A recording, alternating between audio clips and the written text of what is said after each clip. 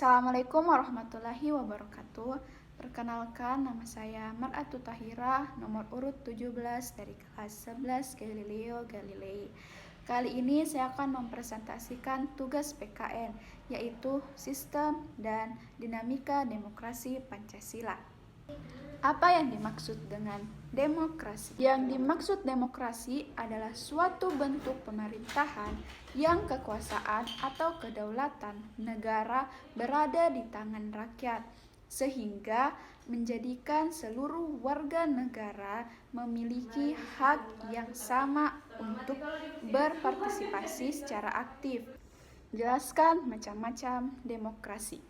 Berdasarkan penyaluran kehendak terbagi menjadi dua macam demokrasi, yaitu yang pertama demokrasi langsung. Maksudnya, dalam sistem ini semua warga negara terlibat langsung serta memiliki hak dalam pengambilan keputusan oleh pemerintah. Dan demokrasi tidak langsung, maksudnya kekuasaan tertinggi tetap berada di tangan rakyat, tetapi melalui perwakilan. Berdasarkan hubungan antar kelengkapan negara terbagi menjadi 4. Demokrasi perwakilan dengan sistem referendum.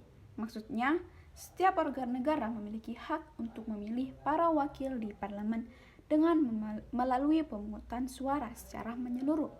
Demokrasi perwakilan dengan sistem parlementer di mana badan legislatif dan badan eksekutif memiliki hubungan yang erat. Pemerintah menjalankan program-program yang telah disetujui oleh Badan Perwakilan Rakyat.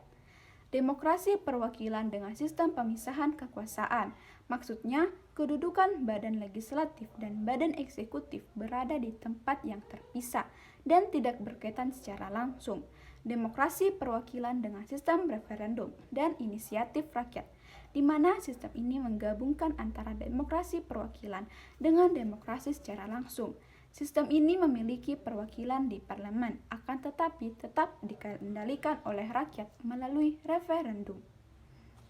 Berdasarkan prinsip ideologi, terbagi menjadi 3 macam demokrasi.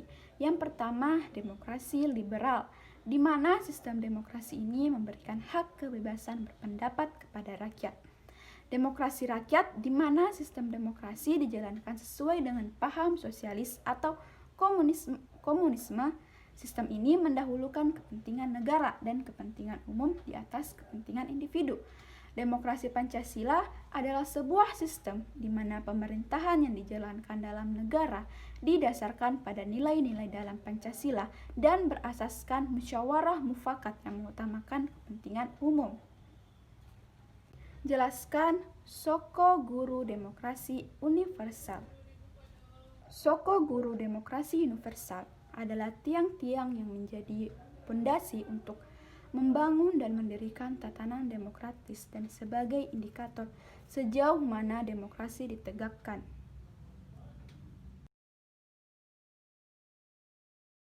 Nilai demokrasi Pancasila lebih unggul jika dibandingkan dengan demokrasi karena demokrasi Pancasila mengutamakan kepentingan dari masyarakat, negara, dan bangsa, sedangkan demokrasi lainnya mengutamakan kepentingan demokrasinya sendiri-sendiri.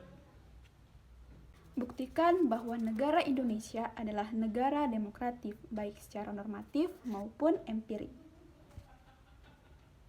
Secara normatif, asas demokrasi pada Indonesia dapat dibuktikan melalui manifestasi yang tertera di Pancasila dan bentuk formal seperti pemilu langsung.